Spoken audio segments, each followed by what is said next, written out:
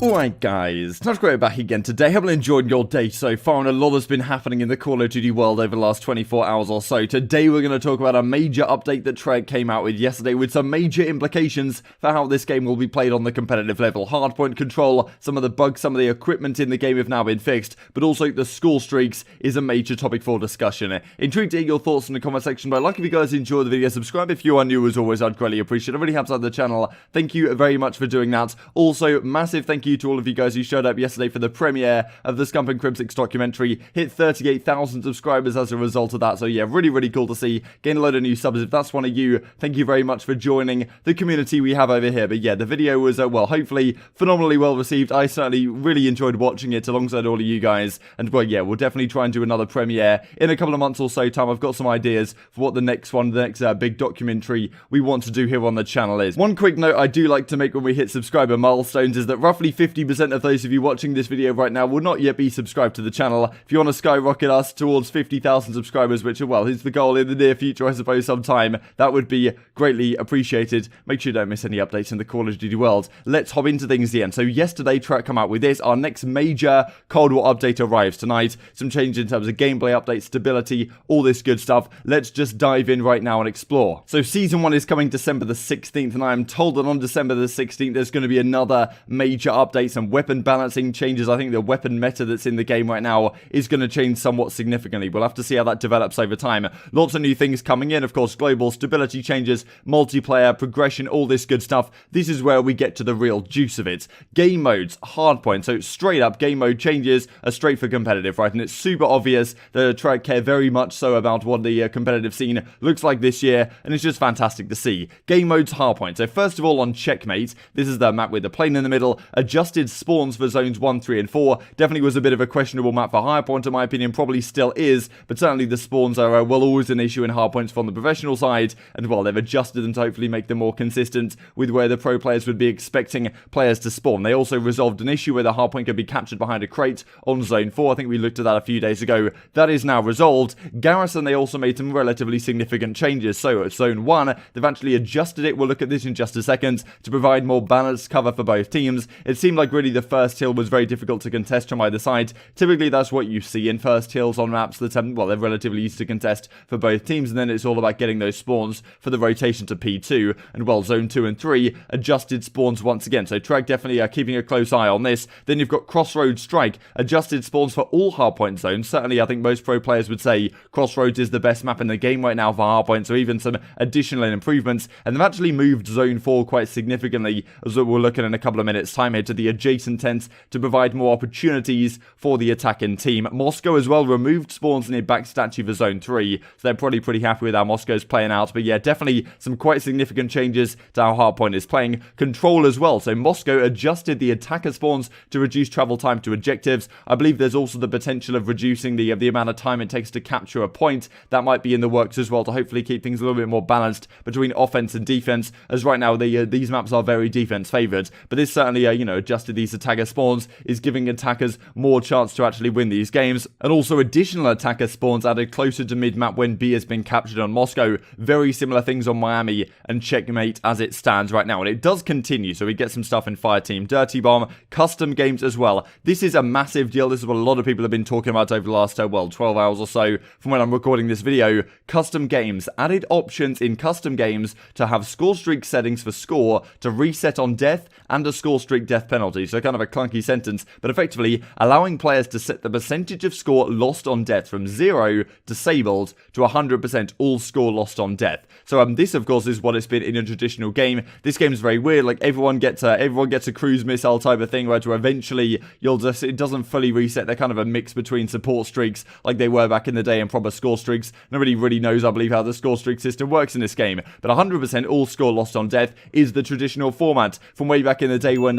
kill streaks were first introduced in Call of Duty 4. It was always like, okay, if you get a 3 kill streak, you get a UAV. If you get a 5 kill streak, you get a an airstrike. If you get a 7 kill streak, you get a chopper. And if you died on like 6 kills, then you didn't get the chopper, right? That's just how it works, and you go straight back to 0. That's how it's always been. This game, slightly different format, which really means they're not viable for competitive play, because the latter half of the competitive game, there's just going to be streaks riding in from all directions. And the whole point of having streaks in a competitive game is the fact that there's a trade-off, right? Like when you're playing and you've got your kill streak potentially in your back pocket, you're like 2 kills away from a streak, you have to make the decision, okay, like I'm not going to go for this hill, I'm not going to challenge that guy, and I'm going to bait my teammate and maybe lose some potential time for the potential reward that if I do get those streaks, they're going to come in very handy later on down the line and get me more time than I am giving up in order to play safe to get these streaks. And that whole discussion is, I think, good for competitive play. Players that are good at getting streaks and are good at making these calculations on what exactly matters in the game as it goes, then yeah, they're going to do better over the long haul, and it does add a skill gap in that sense. However, if they were like they were in the current time, the pros would just ban them and say, look, we're not using streaks. And also, I think a lot of people have been saying that for control, it's pretty difficult to attack right now, and you know, people are saying that, okay, if streaks were in the game, that would actually make it easier for the offense to do well in these game modes. So a few other changes as well. I think one of the key ones here was the trophy system. So the trophy system will now destroy incoming trophy systems, and also sometimes it wouldn't block incoming projectiles. That is now fixed. So trophies get buffed. I mean, there's a lot of them already on the map, but these are probably steps in the right direction. So yeah, some major updates right here. And as I say, score streaks back to normal, potentially for competitive play. I'm sure the pros would be very happy to put this in the game as well. They've been talking about it for quite a while. This then is the new first hill over on Garrison. So we used to end a little bit further in front of the player model right here, but now it's actually moved significantly further back, similar to really where one of these control points are. So yeah, certainly going to be easier to contest, but yeah, seems to make sense to me for a P1 on a certain map. Then we've also got this, so new P4 hill over on Crossroads. So the old hill was over here. These were the first rotations when the game first came out. So number 1 over by the tank, 2, 3, 4, you know the drill. Number 4 has now been moved back here. So yeah, seems to make it easier in my opinion, because if you're an attacking team, what do you really do to challenge P4? You have to get like all the way in the back here somehow and push around the side, because you can't really jump up over here, because you just get, well, it's so easy to hear you, just get shut down so easily. Difficult to push through mid as well. But having the hill over here definitely makes it more easy for attackers to come from multiple different directions and actually have success. So we can see yeah,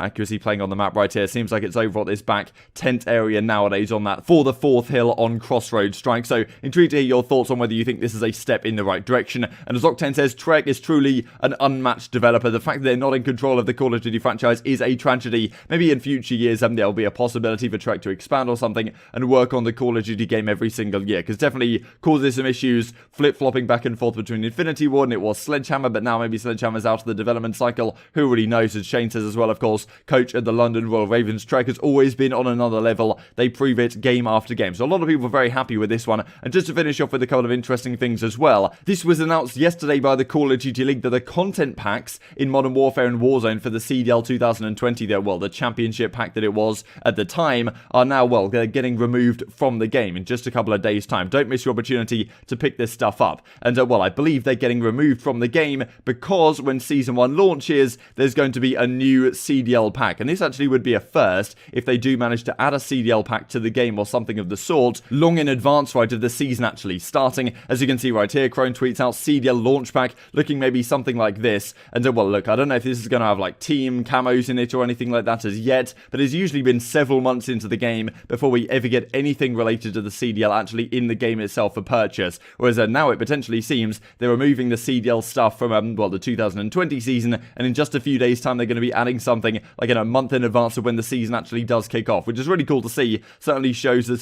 well, the care, I suppose, for competitive play has been going up and up over the last couple of years. And yeah, this would be cool to see. Not exactly sure if I'm a fan of the leggings on this one the boys rocking, but hopefully we get some team camos and stuff like that in addition, and maybe, of course, some signatures, I suppose, when the World Championship comes down the line as well. Wanted to mention this also, the COD Mobile World Championship, if you guys have been keeping up with it. There was multiple stages. Unfortunately, they've had to cancel Stage 5, well, the Grand Finals, due to the current situation in the world right now. I mean, not exactly a massive surprise, but if you guys were looking forward to the COD Mobile, I think we did a video a while ago where the comms and stuff were absolute chaos, which is pretty entertaining. But yeah, certainly not something which is going to be happening anymore, but maybe something to keep your eyes on, because 100 Thieves and some other organisations have certainly shown interest in getting involved in Call of Duty Mobile, and well, certainly another avenue that Call of Duty has taken to new heights over the last 12 months or so. Just to finish off with this clip as well, which I thought was, well, pretty remarkable here, of Slasher getting absolutely bodied. Kenny says, bros at TJ at temp, no wonder P5 is chalked on this map. Kind of saying this, well, if our AR in Slasher is getting gunned like that, what are we meant to do?